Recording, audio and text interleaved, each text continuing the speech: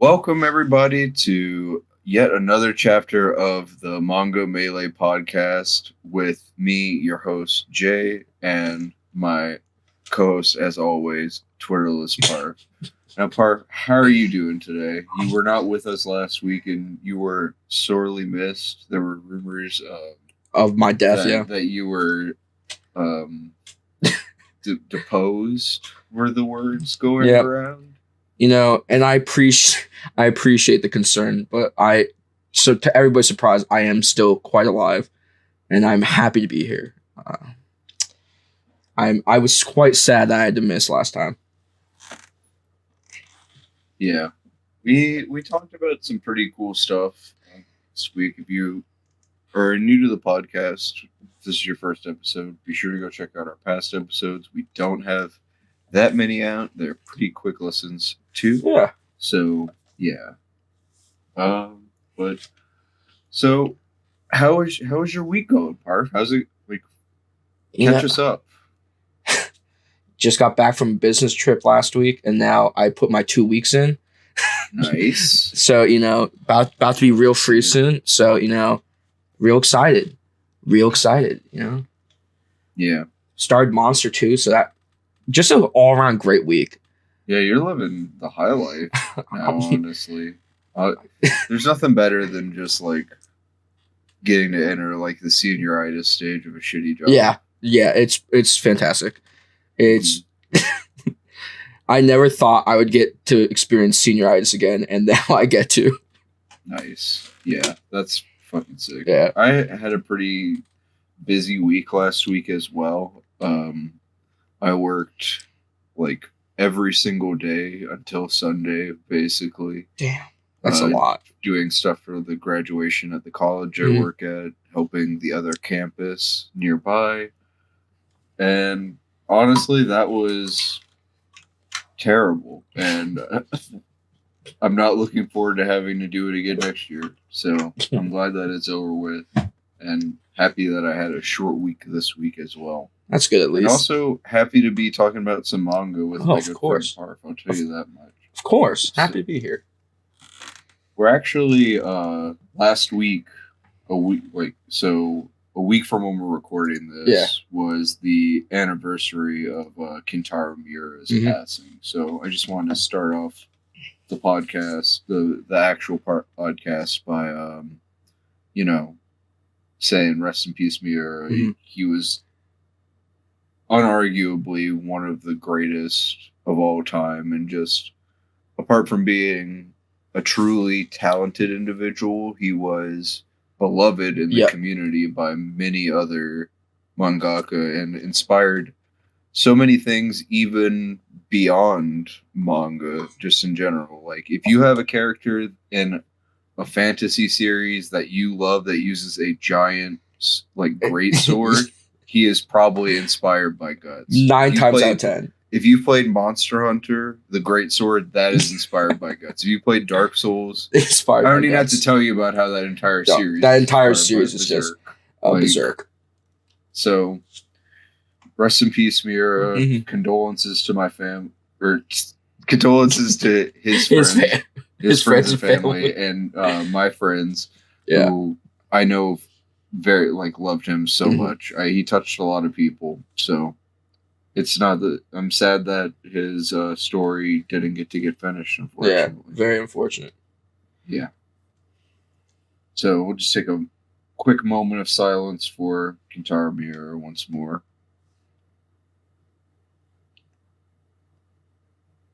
All right.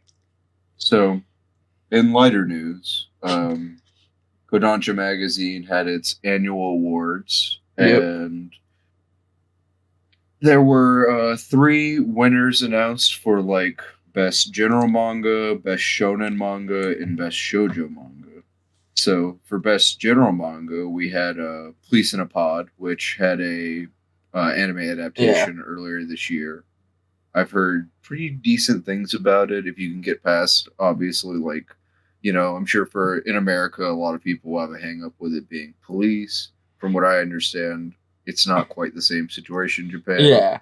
I'm not an expert on any of that sort of thing. Yeah. So I don't know.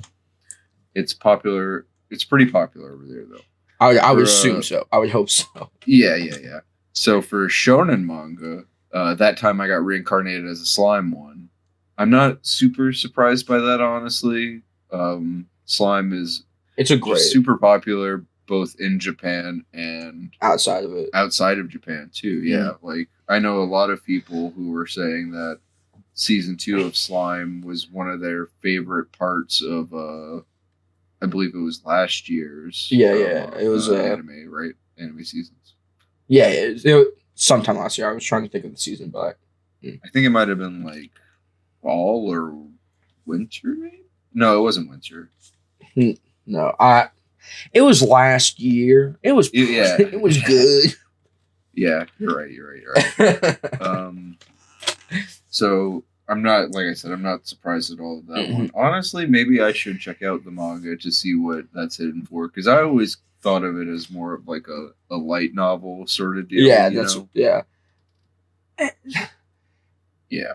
It's I'm trying to find the words, because I have one volume of it, and the art's great. The art's great, but it's just one of those things where it's like I've said it in other episodes of the podcast, but honestly, I need to be more fair to the isekai genre in general. I guess I'm kind of fatigued with it. Like just it's because there's so many out there. I haven't considered giving some of the more liked isekai a chance, which is not a great. I could do better on my part. I mean, I should try out the slimes and the there's so many. What's the other one that everyone likes? The one with I almost said Shield Hero. Jobless Reincarnation. Yeah, Jobless Reincarnation. Yeah. I should probably give those. Jobless Reincarnation is I would say Shield Hero, but I've heard that some questionable things about both the manga for Shield Hero and the current season of the anime. The anime's not great either. This season has some booty CGI, to say the least. Yeah, I was looking at the mouse scores for like just the favorites and whatnot for the series, and it's tanked pretty hard. Yeah, ever since the and yet people will still defend it. The new season came out. People will still defend it. To the day they die. It's the nature of the beast, sadly. And then for the winner of the shoujo manga, we had Nina the Starry Bride, which is something that I hadn't heard about before. So I'm going to give a quick description of this real quick. It's by an artist and author named Rikachi, Rikachi.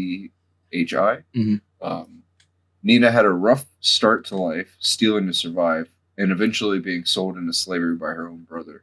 But to her surprise, her captor, Prince Azure, ordained that she would live the life of a princess, specifically that of the recently deceased priestess, Alicia. But despite her changing fortune, Nina won't give up her old life without a fight, and Azure might be the one to finally match her wits. But how much can she trust Azure? And can she stop the feelings budding in her heart, knowing she must eventually marry another? So, it kind of reminds me of like Red River. Yeah, I was gonna say that's like definitely Red River-esque. Yeah.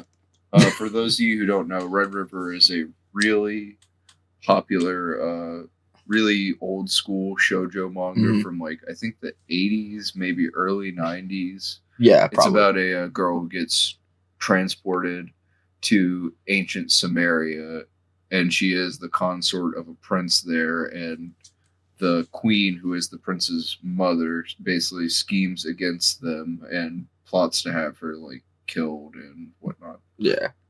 I just honestly, it's solid. Yeah, it's a great manga.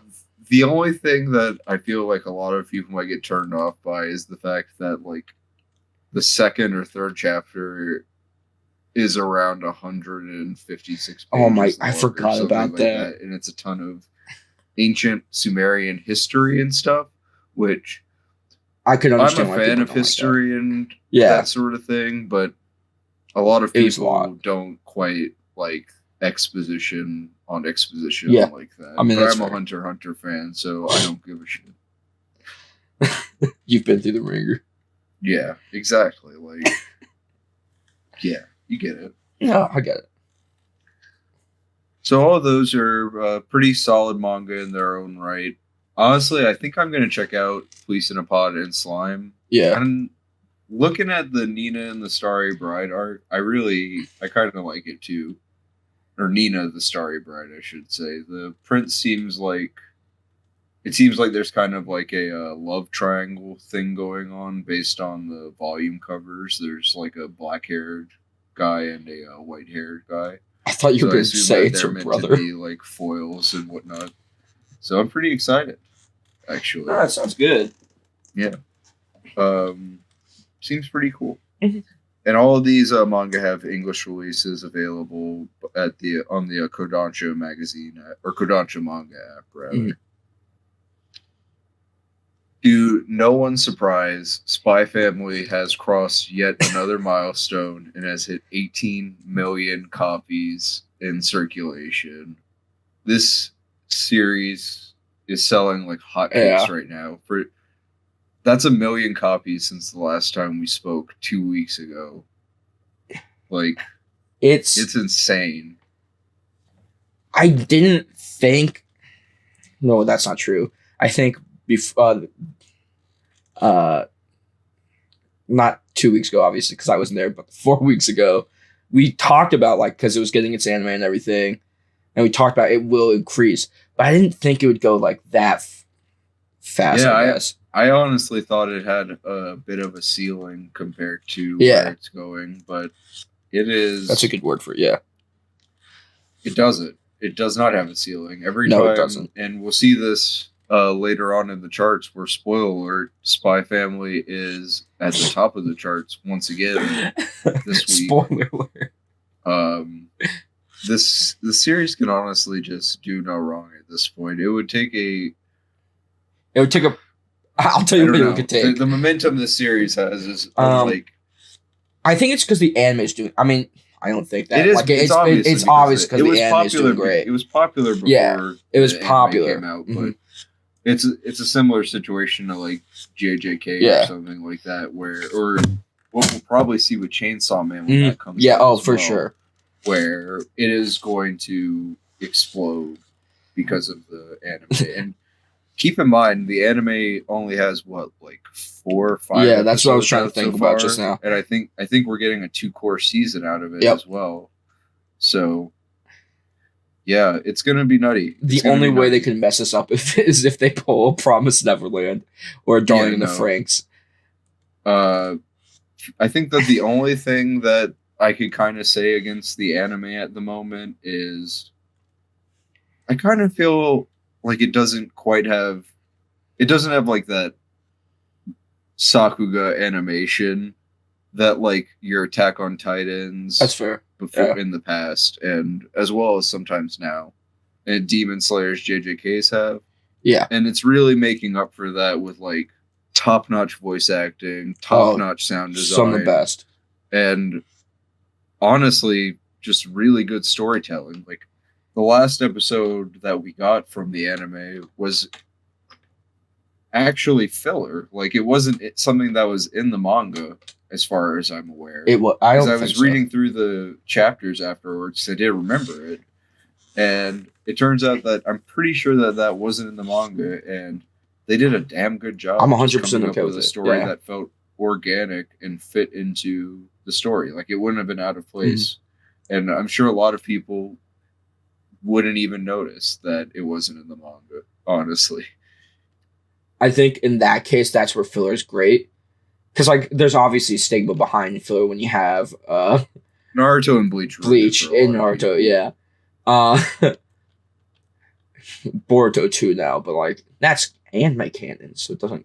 It's all a bunch of bullshit. But I think when the filler's good, then it's okay. My only complaint about Spy Family is the fan base at the moment. People are weird. People are weird. Honestly, I feel like I've seen a lot more. I think most of what I've seen when it comes to weirdness in Spy Family is people who aren't necessarily anime fans being weird about it, who just assume that anime fans are being weird about it. With Anya, Yeah, I was gonna say that people are like a poll came out that was showing the most highly rated girls of the season this week, and Yor was of course number one. And someone was commenting saying, "Wow, for the first time in a long and God knows how long, the seasonal wife who everyone loves is an adult woman." And granted, I will say that is true. That is a valid true. Yeah, it's valid, but like Anya was number 3 on the list. And people were being weird about it, saying, weebs are being so weird about it. And the thing about it is like, just because someone is best girl doesn't mean that they're like best girl does not looked at as like a wife to like sexualization and attraction, or being sexualized or anything like that. Anya is just a very lovable character who people enjoy having on the screen. Dude, she's a goat. She's funny. Like she's so fucking funny, and she has a great dynamic with like it's wholesome. People like her. I'm sure that there is a weird subset that you would have in any fandom who like you can go and find sexualized art of like SpongeBob characters and shit like that if you not the SpongeBob art, man. Yeah, I mean, so I don't know. It's if it was a different series like I don't know. Think about whatever weird lolly series you want to think about here. I don't want goons on me. If it was like that series, then maybe I'd agree with it. But Spy Family is not a show or manga I don't think the show is sexualized in any way. So I think the fans are just being weird.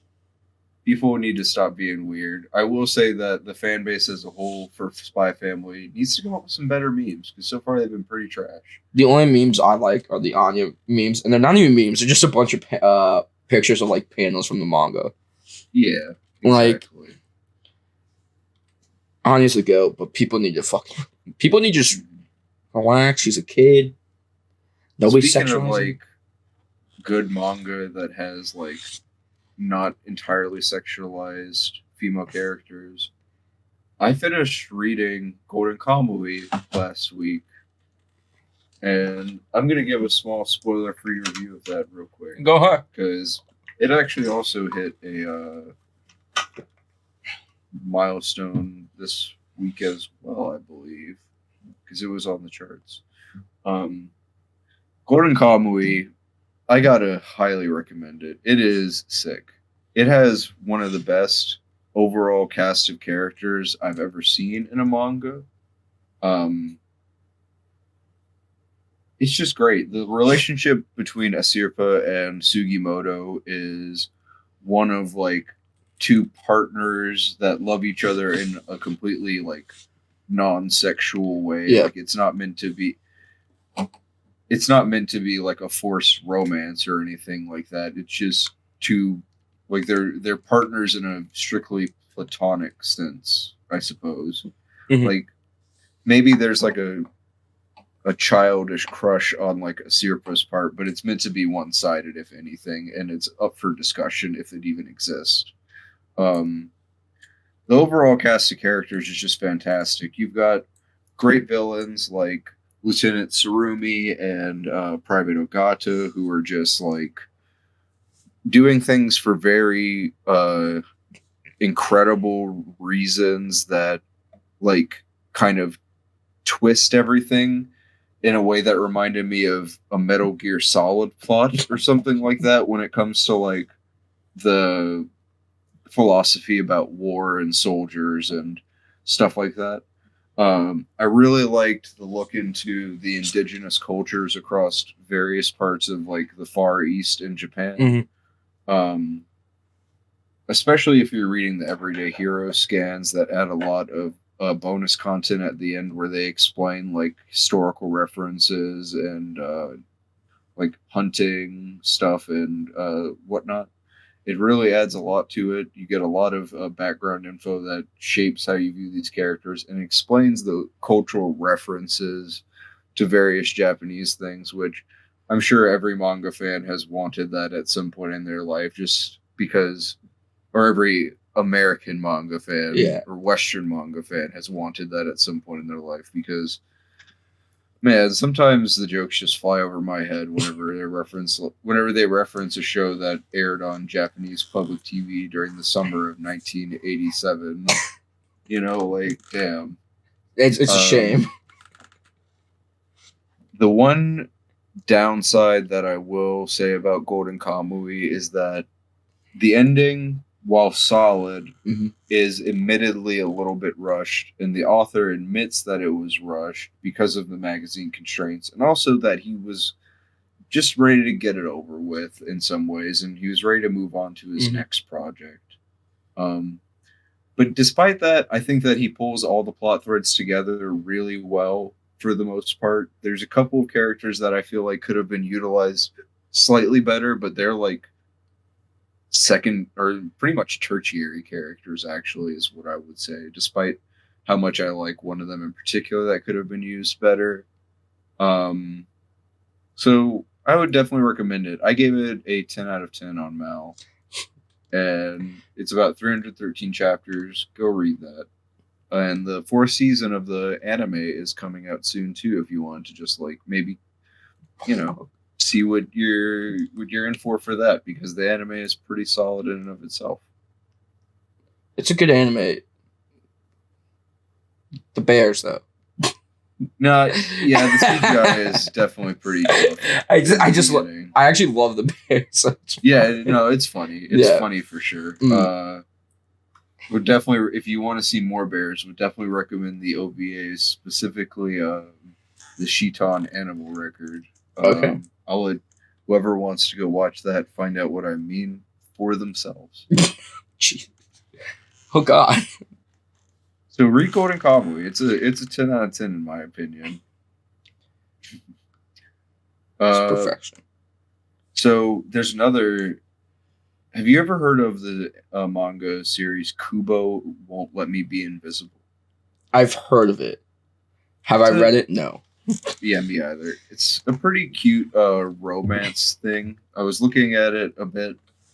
It stars a shy student named Junta Shiraishi, which also is a name in Golden Kamuy, so good segue there. A student with so little presence that his classmates don't even register him as being there most of the time. They just see his seat in class as an empty seat and say that if you can see Junta during the day, like you see him show up to school, it's considered like a sign of good luck, like seeing a cryptid or something like that. Like seeing Mothman. The only student who can see him is Nagisa Kubo, the girl seated next to him. Kubo likes to tease him a bit and put him in nerve-wracking situations that drive him out of his comfort zone, which he hates. But soon he realizes that maybe his adolescent life isn't quite as boring as he thought. It was announced that this manga will be getting a special full page soon in its magazine, along with a special announcement. So I am fully expecting this to get an anime announced pretty soon, because they've been doing a lot of promotional work for it. The sales have been pretty solid. I think, let me go ahead and look up what the sales have been real quick. I mean, it sounds like a great premise. And yeah, honestly, that magazine is, I believe it's in Kodansha, actually. Or no, actually it's in Shonen Jump Plus, I think. It's available on the Manga Plus app if you wanted to read it. It's done Weekly Young Jump. So it's actually in the same magazine as Golden Kamuy. It's done pretty good so far. It's got 7 volumes out. Hasn't announced any sales though, but I trust that they must know something that we don't if they've got promoting it this hard, and I assume they're going to announce an anime. Probably by a studio like Cloverworks. Probably, or whoever does like Comey or something like that, I would imagine. And then as well, we have another new series entering Weekly Shonen Jump to replace, what was it? Ayakashi Triangle that went to Jump Plus. Yeah. We have Sugoi Smartphone, which I know the name sounds a little bit ridiculous, but the smartphone themed manga seem really popular. It translates to awesome smartphone. and it currently has 3 chapters out. I believe it might be getting a color page soon as well, according to some leaks. So, what an interesting name. if you type in awesome smartphone on Google, it is not very helpful, by the way. I was going to assume. Be sure to add manga. Damn. I don't believe that there is any info on the author, which is odd. Actually, it is by Hiroki Tomisawa and Kintaro Hidano. So Hiroki Tomisawa has done Sinka no Kanojo, which was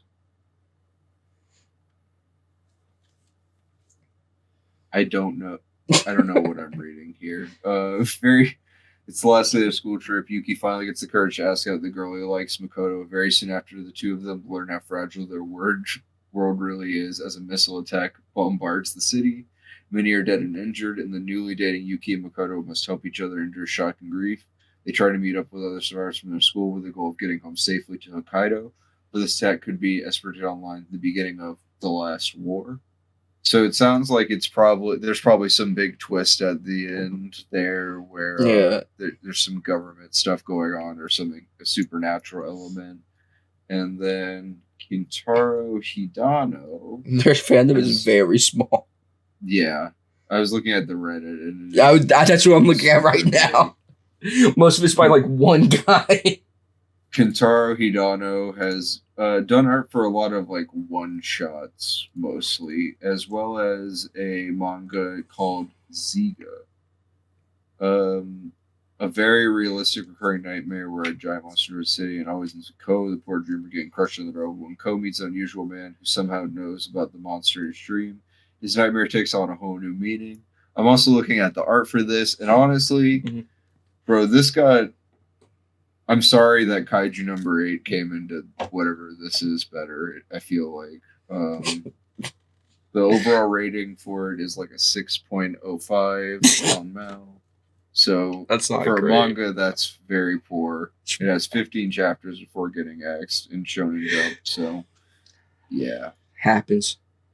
I guess we'll see how Sugoi's smartphone goes, but I am honestly not super confident in this. No. I mean, maybe that one guy on their subreddit can really carry the fandom, but right now I'm not quite sure. Yeah, I mean, maybe it'll be more popular in Japan. We can move on to, let's see. There is a new mystery series being recommended by Tatsugi Fujimoto, the creator of Chainsaw Man, and I want to bring attention to this because the premise of this seemed very interesting to me. A trio of young boys taken from it. Sorry, by the way, it's called Thunder 3. Yeah. A trio of young boys taken straight from a simple-looking old-school gag manga, hop dimensions to a Gantz-like drawn, ultra-realistic sci-fi world. Story and art by Ikeda Yuki. This isn't currently translated. I'm hoping some group picks this up, or we get an original translation of this. But this seems right up my alley when it comes to the clashing art style. And stuff it sounds like it'll be a great. And it has a mystery element to it. I'm pretty excited, actually. If they do it well, it would be a great hit. Yeah. Yeah. Takopi Original Sin hit 1.2 million in sales. Doing well as always for the small manga that ended quite some time ago. Again, it's only got 14 chapters. It's doing 1.2 million off of 2 volumes. So that's a really solid for a small time manga that hasn't hit popularity in the US yet either. This is something to watch out for if you're a fan of Oyasami Pum Pun or other sad stuff like that. I would definitely go check that out. We've been shouting about this since our very first episode. Go read Takopi. It's good. It's true. We have. Yeah. Let's see. As for the we got this is actually a good segue here because I want to talk about Ayashimon and the threat of the looming axe that it has over its head. So let's just go ahead and go into the TOC.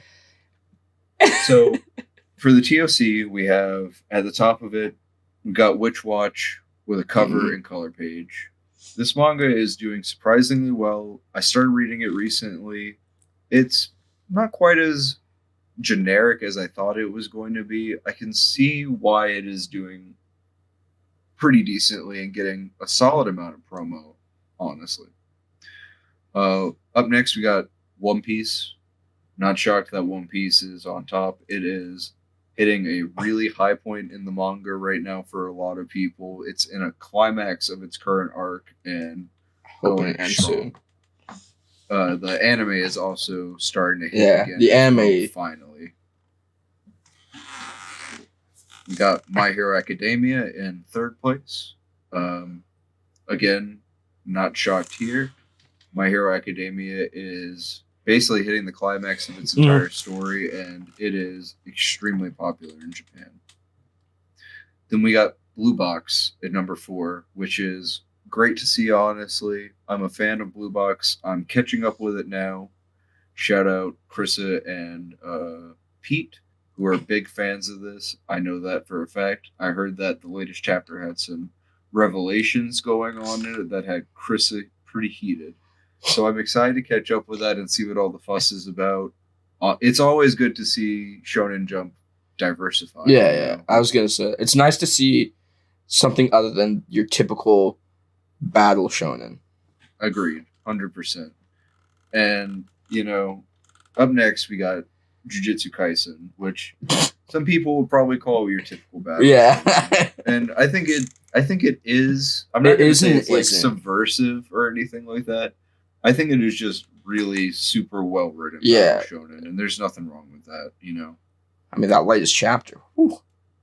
We got after that. Yeah, that last chapter was heat. I'm super excited to see what is coming up next with Hikari. I love him as a character so far. His technique is super cool. And I'm not going to spoil anything for people who might be trying to catch up or might be anime only.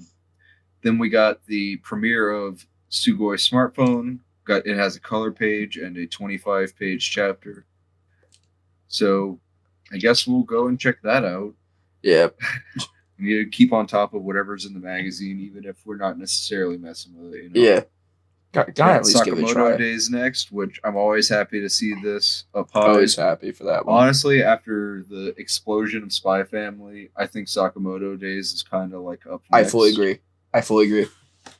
People are gonna love the character of Sakamoto in general. Like, he hits those like gag character moments really well as being a pretty fleshed out and interesting character with his mob ties and everything. I fuck with him super hard.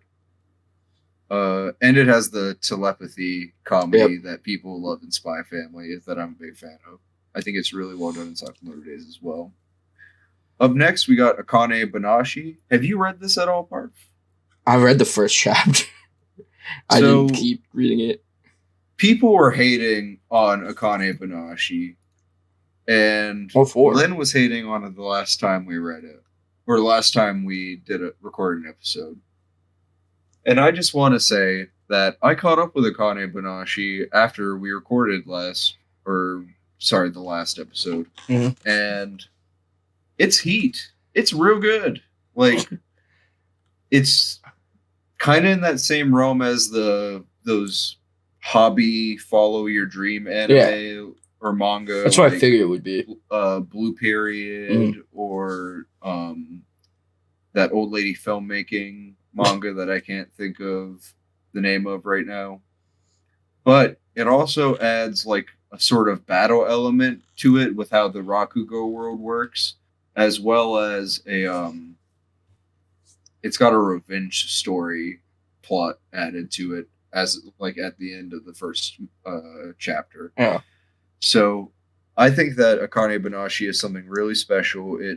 It's a story about a young girl whose father was a very passionate Rakugo storyteller. For those of you who don't know, Rakugo is a Japanese form of one-man storytelling that involves using very little props and mostly relies on impressions and facial expression and gestures to tell the story. the whole concept is explained really well in the manga. They have a consultant who gets credited at the start of every chapter who is doing a really good job. The stories are translated well and give you a pretty good idea of what the humor is meant to be, which is something that I find really rare in Oh, it's extremely rare, I feel like. just any sort of thing where you have to cross that cultural divide where it's not something very similar to what we have in the United States. If I was going to compare Rakugo to something, I think the closest thing in the American culture to it would be like a radio play. Okay, that sounds great. You could do all of it. That's fair. I think that's fair because obviously you can't see if they're using props. Obviously, Rakugo is a bit more focused on visual aspects, but I think it's a somewhat fair analysis. Yeah, I agree. I would highly recommend Akane Banashi. It got a color page last week that was super solid. I enjoy the art style a lot. Character designs are fun. The overall cast is super good. The MC is also really well written so far. I like her revenge story, and I'm excited to see what happens whenever her dad starts to get into the mix, because right now he's kind of being shown as like given up on that life. He's busy. It feels almost like an old school like teen movie or something like that. Like, and there's nothing. If this was an American thing, her dad would have been like a snowboarder or some shit like that. You know what I'm saying? The hills, man. So I would definitely recommend Akane Banashi. I really am enjoying it. I will be for sure keeping up with it weekly. I'll try. Next, we got Mission Yozakura Family with a color page. I actually have decided to get into this recently out of spite. Yeah, how'd that work out? Popular anime YouTuber decided to release a Shonen Jump roundup recently, and he kind of disrespected this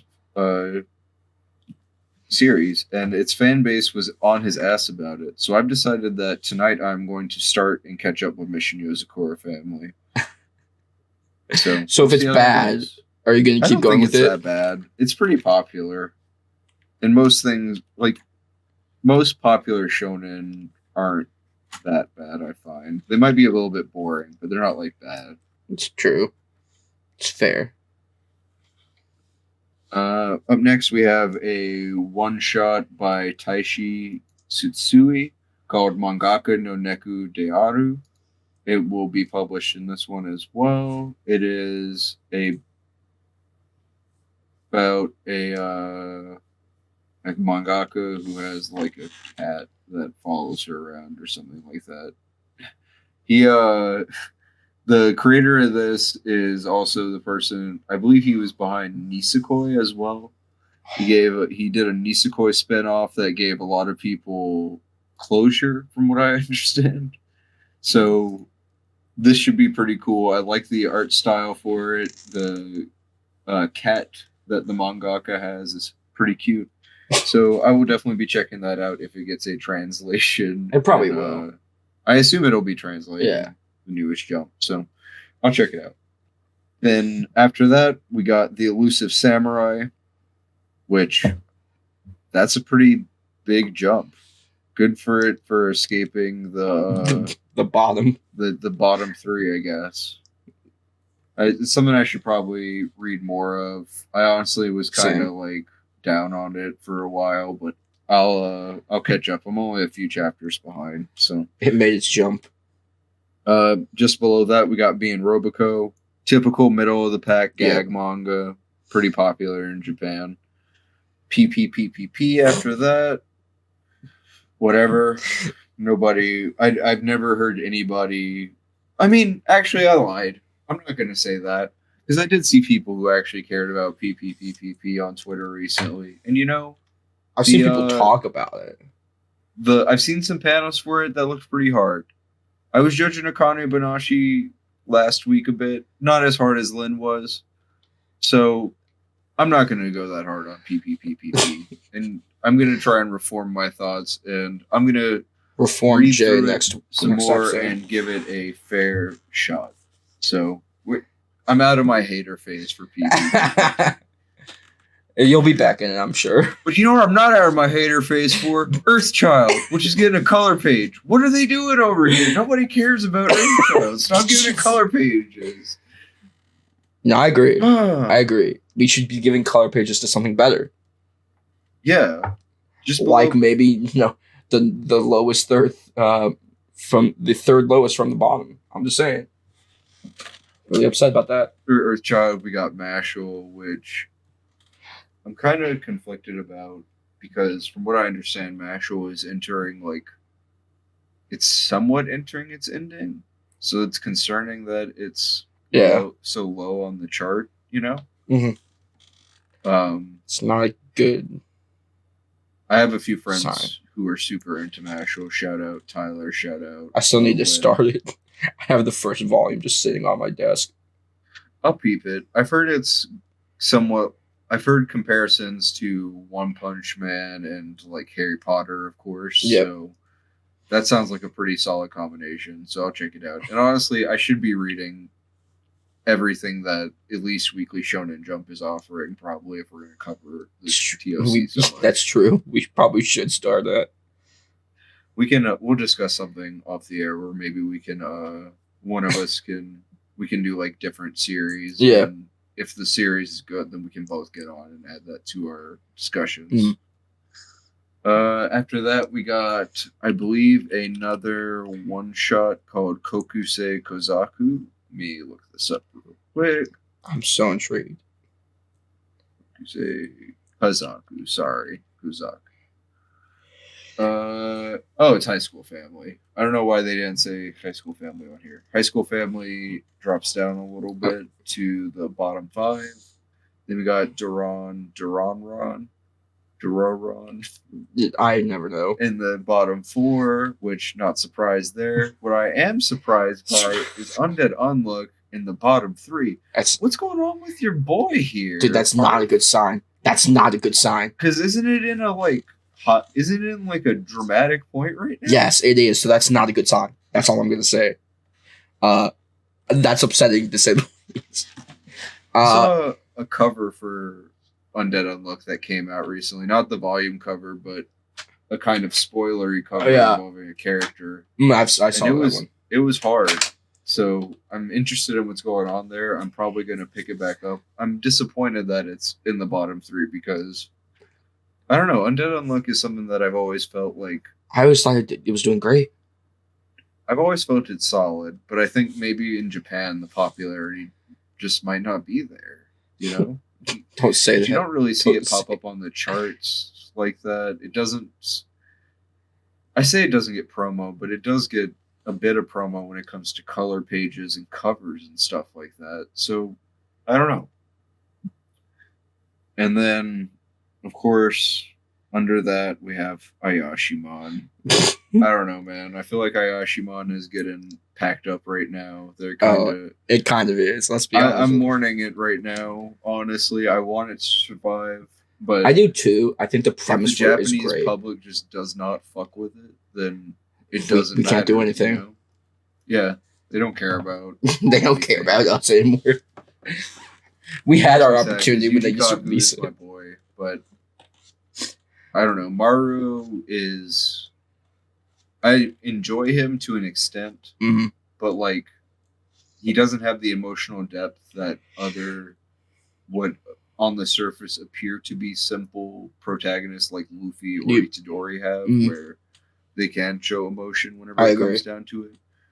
Maru only really shows emotion in relation to his protecting of Urara.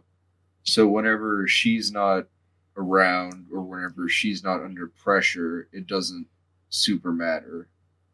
And to have it be second to last, whatever, some surprise twist stuff just kind of happened in the latest chapters. I don't know, man. I gotta say, while I enjoy Ayashimon, and no disrespect to Yuji Kaku, it feels like maybe if this wasn't a a Yujikaku manga, it might have been axed already. If I'm just being You're probably right objectively though. honest. Like, you're probably look what right. happened to Kishimoto with Samurai 8. You know? True.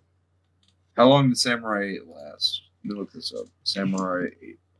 Not long. It had 5 volumes. Let's see. Samurai 8 had 38 chapters. Yeah. Do you think that Samurai 8 would have lasted as long as it did? No. If it not at wasn't all. Kishimoto? Not at all. Who made fucking Naruto? Not at all. The 38 chapters was literally just a courtesy for him. To him. I mean, hell, it's not even something that should, like, it's not something to be ashamed of necessarily. No. It happens a lot to mangakas. Look at the Obata who made Death Note. He made Platinum End after that, and as far as I'm concerned, Platinum End it's one of the only manga that I've ever dropped like halfway. It's through. Not great. It only lasted like 38 chapters or something. It's not just, you know, like 58 chapters or something like some authors, they're one-hit wonders. And I don't think Yuji Kaku is a one-hit wonder necessarily. I just think maybe a supernatural battle manga wasn't the way to go with it. I think, yeah. That's fair. That's very fair. I'm hoping that the anime for Jigoguraku Hell's Paradise super pops off and maybe we can get like a continuation of that at some point or something. But I also don't blame him for wanting to, you know, tell a new story and focus on other things. Like when you're an artist, you don't want to be pigeonholed into writing the same thing forever. Yeah, exactly. Like, and artists who are forced to do like these long-term projects will find ways to break the mold of what they're in if they're tired of it. Like what Araki did and what we're currently seeing a bit in One Piece, I feel, with Oda breaking the mold a bit. Yeah. With the storytelling. Yeah. I mean, I think with like the storytelling structure of Wano and and stuff like that, you know. I fully agree. I think he's definitely switched things up for the better. Yeah. And then at the bottom, we have Protect Me Shugamaru, which, again, this is actually another thing where it's kind of another case of the name behind it. Yep. This is the mangaka behind, I believe, the One Piece and Love manga, right? So, I don't know. This is Protect Me Shugamaru. It just, I don't know. There's nothing for me there. It just doesn't hit it for me. I don't like the character designs at all, which is like a big issue. Which is weird because I don't mind the One Piece in Love manga art style. It's just Protect Me Shugamaru, and specifically Shugamaru, that I'm not a big fan of. So, I don't know. I'll keep reading it until it gets axed just to see like what happens, because it's good data to have on what flops, you know. We can figure things out. Let's move on to some things that aren't flopping. Let's go into the Oricon top 10 sales for the week. What a beautiful segue. To explain it for those of you who maybe this is your first episode, or you just skip past my intro every single time because you don't like hearing me drone on about it. The Oricon charts are a way to measure the total volumes sold of a particular manga franchise during the week. So it measures just like the bulk amounts, not specifically the like what specific volume. Although we could get data from that from like the Shoseki daily rankings and stuff like that. That'll list the actual volumes and what's popular there. So we'll start off going from number 10 on up. So I'll say the name of the manga, and then Parf, if you want to join me in reading these off, you can as well. Yeah. You have the list in front of you. You want me to go first? You can if you want. All right, number 10, which I'm actually kind of surprised at, is One Piece. I would say I get it, but I don't. It's what do you mean? So like I get it because like it just had a massive week the past 2 weeks, but like at the same time it's winding down to its arc, so you would think that would increase the sales, but who knows? I mean, it was number one. I think it was number one the last week, the last time we recorded. So which is it's why probably just like a bit of blowover, basically. And probably again, with One Piece is one of those things where unless it's releasing a new volume, you won't see it doing giant volumes most of the time because there's so many volumes, and a lot of people, again, it's a long running thing, so a lot of people who have or who are into One Piece already have their volumes. Like they bought them a long time ago. Yeah, they just wait for the latest one. That's fair. Or they wait for a box set or something like that to come out, you know. At number 9, with 100,000 copies sold even, we got Dan, which always nice to see Dan on there. One of the best new gen shonen for sure. This is something that you should keep an eye out if you're interested in stuff that'll probably get a manga adaptation. It's got a very big pedigree on it. The creator of Dan was a assistant for Tatsuki Fujimoto, which that's also something that people like the creator of Spy Family and Jigo Garaku can claim to be. So definitely hop on the Dan train if you're not there. If you're someone like Krissa, you've been shouting that out since day one at the top of your lungs. It's entering a really good phase right now, I feel. The characters are starting to come back together, and I think that overall it definitely deserves this place. It's entering a phase of momentum, for sure. At number 8, we got something near and dear to my heart, of course. We got Golden Kamuy selling 101,769 copies. Nice. Again, the manga just ended, so people are excited to be able to get their full sets. We'll probably see it towards the end of the chart for the next couple weeks, I would assume, just in that 100,000 like lower range, I assume, because despite how popular it is still pretty niche compared to the things that are above it. If you look at most of what is above it, you know. So, at next is Rurouni Kenshin, the Hokkaido arc, with 120,849 volume. Why? I don't know why, actually. I was thinking maybe you had some reason why, but I mean, I'm not saying it's a bad manga.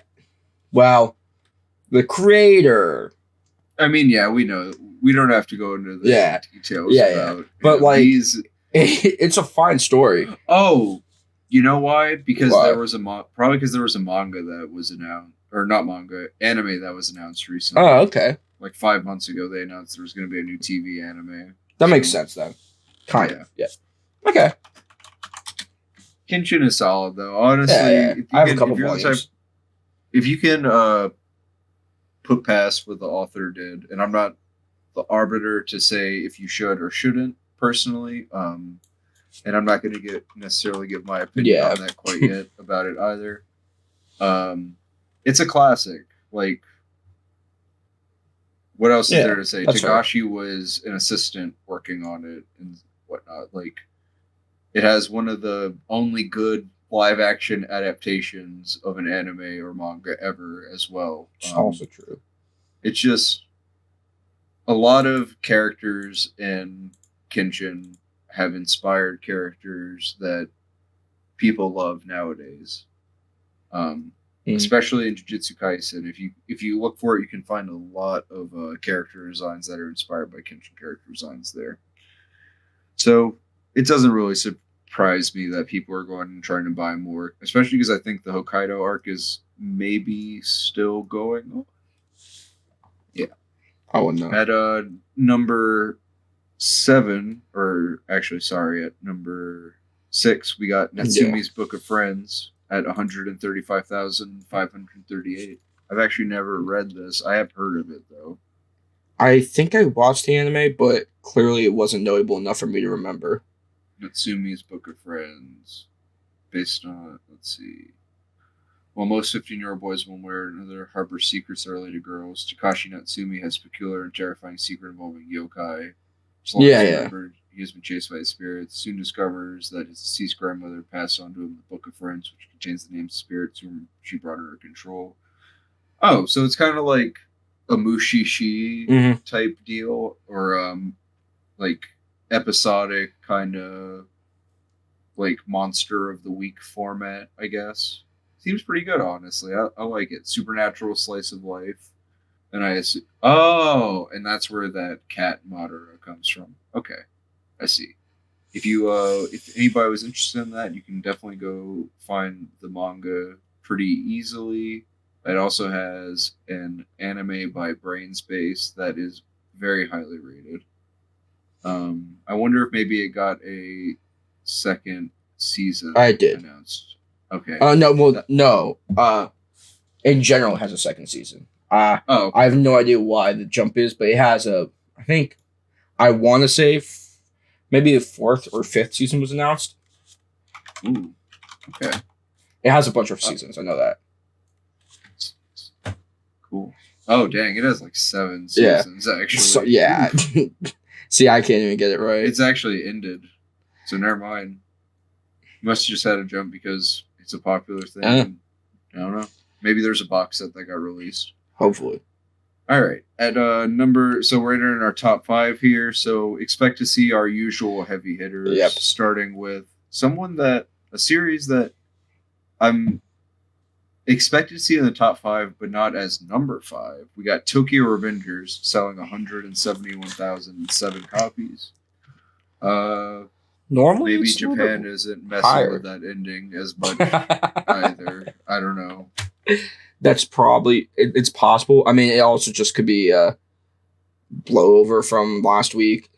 True, it did have a new volume release, so it could just be people buying the new volume who didn't get it last week, because I think it was very high up. Mm-hmm. I'm pretty sure it's as far as monthly sales go, Tokyo Revengers is still number 2 in the past month, just by its Spy Family. I wouldn't be surprised. Yeah. So number 4, we have Jujutsu Kaisen with 177,205 sales, which it's all right. I mean, again, pretty solid. I mean, we expect it to be in the top 5. Yeah, it's one of those things where it's weirder for it not to be in the top 5.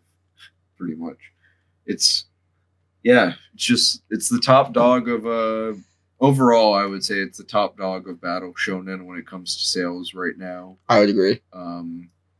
It hasn't had a new volume out in about a month or 2, I believe. Mm-hmm. So I imagine we'll probably get a new volume cover announced in a month or so, maybe 2. And then after that, we'll probably see it back at number 1. Probably, happens. So then we got One Punch Man at number 3 with 228,110 copies. Bit of a jump there. Yeah. And I got to say that this is because it is going through a huge climax in the manga right now. Damn, I need to get caught up. I do too. It's something that I was super late to the party for, honestly, and I regret it. I'm currently reading through it. I'm not super far in, but we're getting there. I see spoilery panels every now and then, and I have to quickly all the time on the timeline. All the time, because it just looks so sick. Yeah, and I'm excited to get there. Haven't watched the anime either, which I've heard the first season of the anime is really, really good. I like the second. So it is really, really good. Don't say you like the second. I've heard the second one is terrible. All right. Controversial opinion. Honestly, as I sit, I've been thinking about this the past week for some reason, because I've seen clips of it on YouTube and TikTok. I think One Punch Man Season 2 wasn't that bad. I enjoyed it. Maybe it just didn't reach the highs of the first season. It didn't, but I really like the little tournament they go through. I also think that a small related note, a series to watch out for might crack into the top 10. next time would probably be Mob Psycho 100. Oh, as it just for got sure. its third anime Yeah, announced. It got its date announced, which is it's October. coming out in November of this year, I believe. So that's going to be sick. Honestly, this fall season is going to be extremely packed. I'm super excited for that. At number 2, we got My Hero Academia, selling 514,616 copies. Huge jump. Not surprised there. It just had that volume cover with Star and Stripe looking, in my opinion, a little bit stoned on it, but it's still sick, and she's a great character. She's still a great character, but you're not wrong. Yeah. It was a great cover. It's a good cover. Yeah. Honestly, Horikoshi is a really good artist in general. Oh, I agree. A shame about his fan base. Yeah. I mean, fan bases or whatever. I'm in... Any big fan base is going to get shit. Yeah. I can't think of one. Yeah, God. Fuck. The Chainsaw Man fan base is going to be crazy with them. It's already crazy. It's already crazy. It's going to be so much worse. Yep. And then at number 1, I already spoiled it for everybody at the beginning. I'm sorry. I'm sure nobody could have seen this coming. We've got Spy Family at number 1. So no surprise 604,000 copies. 604,049 copies. I'm sorry. This is like its 4th it's been at the top every single week since the anime release. Mm-hmm. And honestly, I don't see that stopping at all until the anime is done, and probably even a little bit past that. I think this will probably it's gonna crack into the top. It'll probably top 3 sold this year, I would imagine. Oh, for sure. We thought it would get its roof, but it broke through that. So yeah, I think honestly, it has nowhere to go but up. I think Demon Slayer might get not dethroned in total sales or anything like that, obviously, but I think that Demon Slayer is going to be pretty low on the... If it continues at the current rate, it's going to be pretty low this year in terms of sales. Mm-hmm. Especially because... Did they announce when the anime is coming out? Isn't it like next year or something? Some point next year, yeah. I want to say 2023. So.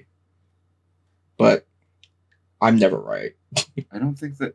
Yeah, they actually haven't announced the release date yet. So they just released the teaser for it. So I gotta assume that they're not going to do that. Yeah.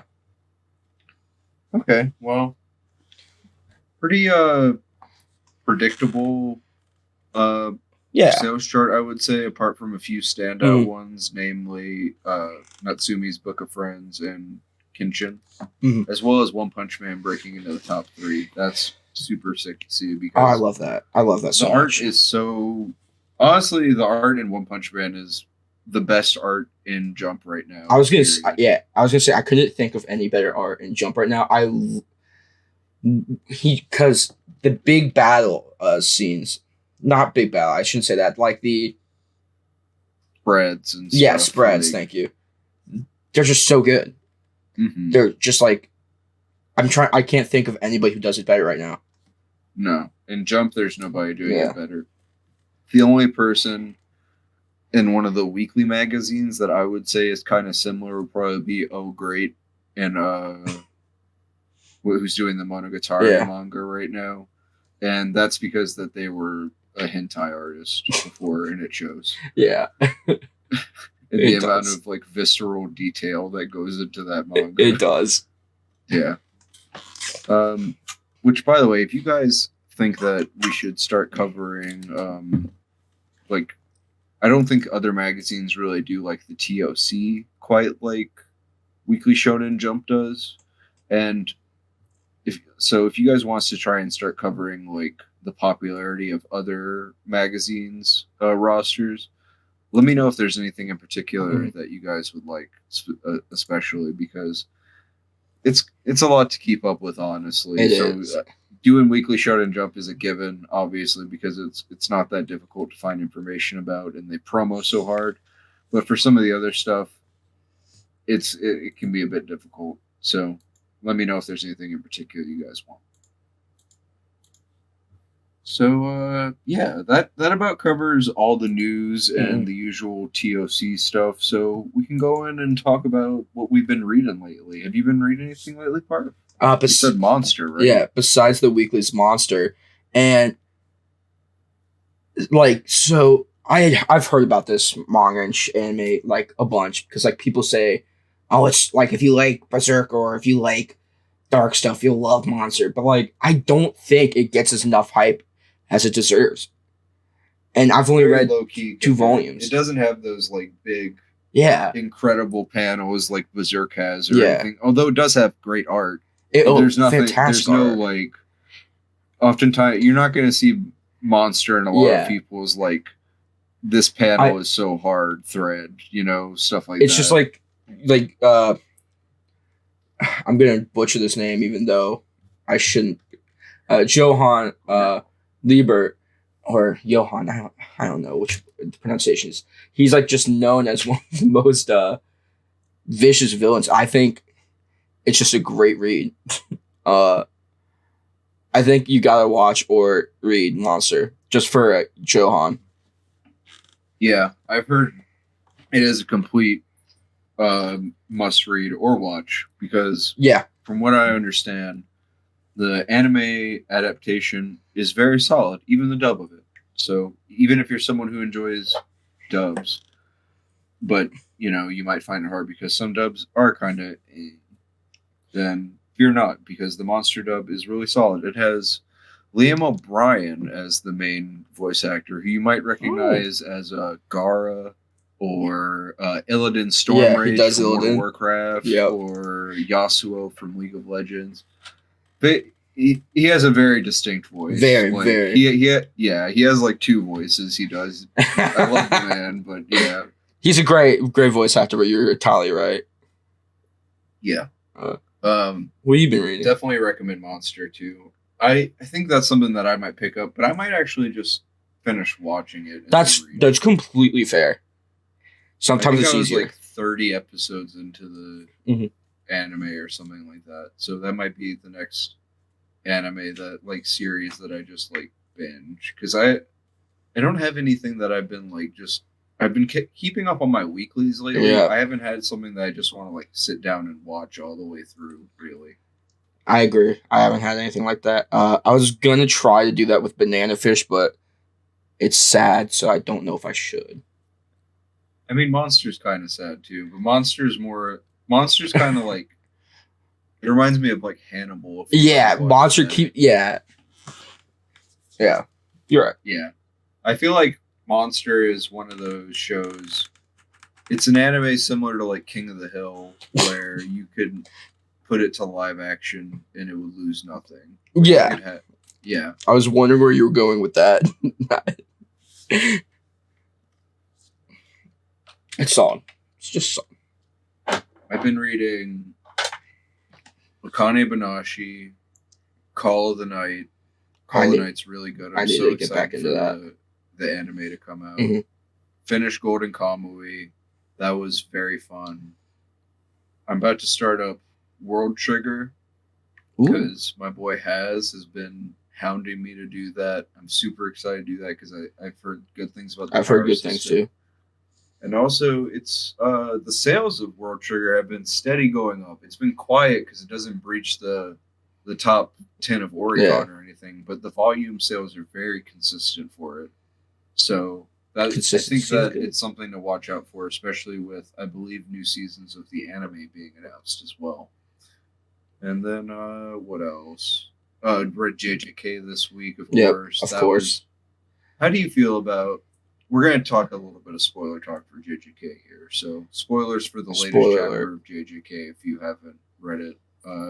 I'd say skip forward about like a minute and a half. Yeah. So, how do you feel about Hikari's domain? Because I've seen a lot of people complaining about it being too hard to understand. I love that aspect of it. I just love the whole gambling aspect of it, and I love how there's a whole plot of this like romance thing going on inside of this guy's domain. Like that's so just awesome to me. I like this chapter was completely great. Yeah, Just everything about it was fantastic. could not complain. I couldn't complain. I like Charles being like Charles is kind of like a surrogate for the audience. I love how he gets hit by it. Like him complaining about like something a series he loved being turned into a gambling thing is similar to like Silent Hill or something like that. How it got turned into like pachinko machines only. I like how he corrected it. To like the bullshit of it is how a lot of fans react to it. And I saw a write-up about Hikari's domain on the Jujutsu Reddit, which is the manga Reddit for Jujutsu Kaisen, for those of you who don't know. And basically it was talking about how like Hikari's domain is like a distraction. It's like a symbol of frivolousness. Like it shows like the modernity of the world. It's like it's a domain that's complete chaos. It represents the part of Jujutsu society that drove like ghetto crazy and shit like that. Like, I don't know. And I feel like the complicatedness of the actual technique in and of itself is meant to be a distraction. Oh, for sure. Because if you ever played like a slot game or anything like that, like a digital slot, you know that the themed ones get stupid complicated. And for pachinko especially, they're always based on having more of a video game like deal with it. Specifically, like having the whole cutscene thing, that's just like a universal thing in pachinko. Yeah, it really is. And it was so good. It was so good. Yeah. It reminded me of like a Tokimeki Memorial or some shit like that. Some obscure Japanese dating game. I loved it. Or shoujo. I'm trying to think of like an American counterpart, and the only thing that comes to mind at the moment it's like bowling ice cream. Honestly, a good way to compare it would be like a strike animation on a bowling screen or something like that. Except tenfold. Yeah. So I'm really excited. A lot of people have said that they think they're not sure what's going to happen with Charles. I see him as being like an ally in the future. So I'm excited for that. I would agree with that, but my question is, and we don't know that much about Hikari at this point, so this claim could hold absolute zero weight. I just don't know if Hikari will spare him unless Charles gives points. That's fair, honestly. Yeah. I think I would like to see more of Charles. I feel like there will be another character who intervenes at some point.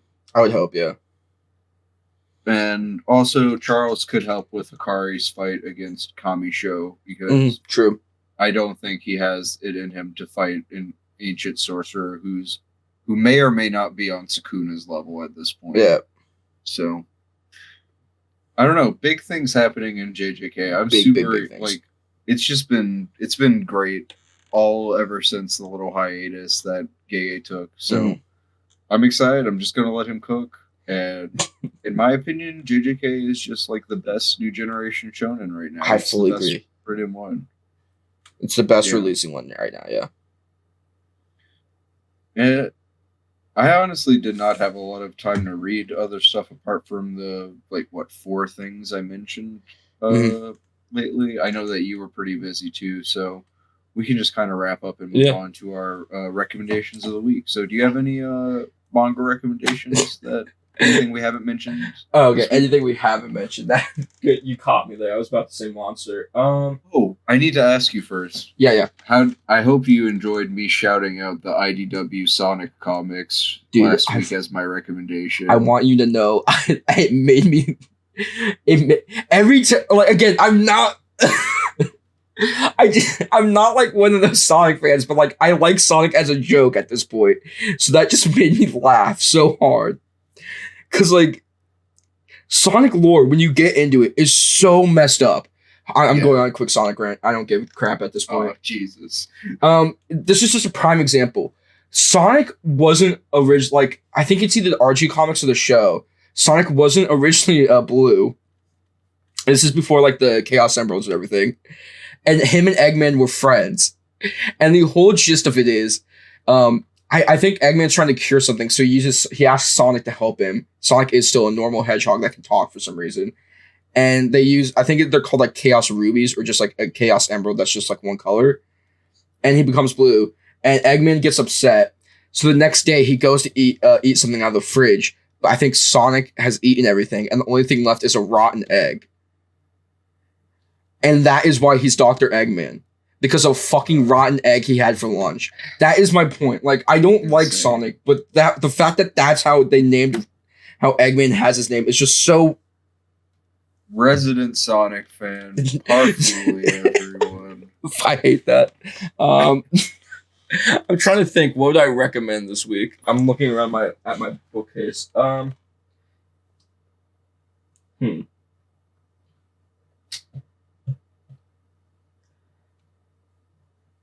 would say, you know what? I'm gonna say One Punch Man. Just because we talked about it earlier, and I think the art is just so worth. Even if you've watched the anime, I think you should go back and read the manga for what anime's covered, because the art is just so insanely good. Oh yeah, dude. Yeah. I think my recommendation for this week is going to be... Honestly, I'm going to recommend Oshi no Ko. That's a good recommendation. Oshi no Ko is... That's not even a good recommendation. That's a great recommendation. It is the perfect time to catch up. There was some good twists that just came out, and honestly, I'm a big fan of I need to catch up. The story's been going in general. Hopefully, we can get a Ruby arc going. She needs it. She hasn't done a lot, but if they turn her into everything just else, background character, that's my only major complaint about it. Ruby needs her to hear the spotlight.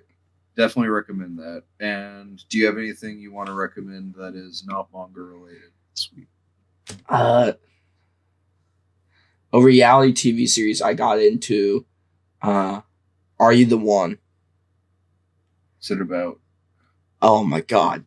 They take 12 guys and 12 girls, put them into a house, and they all have their perfect matches. And they have to like obviously date and they have find to suss out who it is. Yeah. And so the ensuing chaos is like a couple will get really close, right? And like they have to go into the truth booth. Every week one couple goes in the truth booth to see if they're like a match. And if they're not a match, just hell ensues. Like dudes cry, girls cry too. A dude punched a wall. It's like, I'm tired of people telling me how to feel. They fight. It's just insane. And there's another one on Netflix. I think it's called The Ultimatum.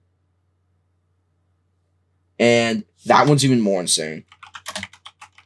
Yeah. Marry and move on. And it's couples who give each other ultimatums. And they're like about to be engaged, but they're like, well, what if we don't work out? So they date other people for like 3 weeks. And that's also just insane. So yeah, those are my reality TV recommendations. What do you got? Honestly, weirdly enough, I've been watching a lot of American Dad on Hulu. And just I love realizing how vastly superior that it... I mean, I've been new it. I've known it for like a decade. Yeah. But it's so vastly superior to Family Guy. It's great. It really is. Honestly, the later seasons are pretty like fourth wall breaky, and I find it very funny. I love Steve and Roger. I mean, I love every character on that, but I love Steve and his boy band antics. Yeah, I like Francine the best. She's great. That's true. Yeah. And then, guys, as a bit of a closing thing, we've had our antics this episode, but on a more serious note, I'm sure all of our American listeners and as well as, international listeners as well, just because of how big America is, are aware of the fact that recently a leak happened where our Supreme Court is probably going to overturn Roe versus Wade, which is the law that guarantees access to like abortion and healthcare and stuff like that, as well as it sets the precedent to overturn a bunch of other stuff like interracial marriage and whatnot as well. And me and Parf talked about it, and at first, I mean, I'm not even gonna say at first. like I was kind of nervous. I didn't want to bring up like politics or anything on the podcast, but which is understandable. I fully after got talking to Parf about it and hearing Len talk about it on his podcast, I just want to say that, you know, donate to Planned Parenthood and to the ACLU. Check out Charity Navigator to find other pro-choice charities to donate to, because please do. People should have the right to have autonomy over their own body, and that is the official take of this podcast. And just know that, you know, things are going to be okay, guys. Like, I know shit looks dire right now, but whenever times get tough, people band together and we'll all figure something out together. And if something comes up to where this pod can do something to help, we'll be the first people to let you guys know. And if you guys have any recommendations or anything for us to look into that please we let us can know. do to help, please feel free to, you know, DM us on social media or drop a message in the comments or something like that. We just want everybody to be able to feel safe in the place that they live and not like their body is under threat of being controlled. So I fully agree. Just want to end the pod on that somber note, I guess. And we will see you guys next week. Thanks for listening.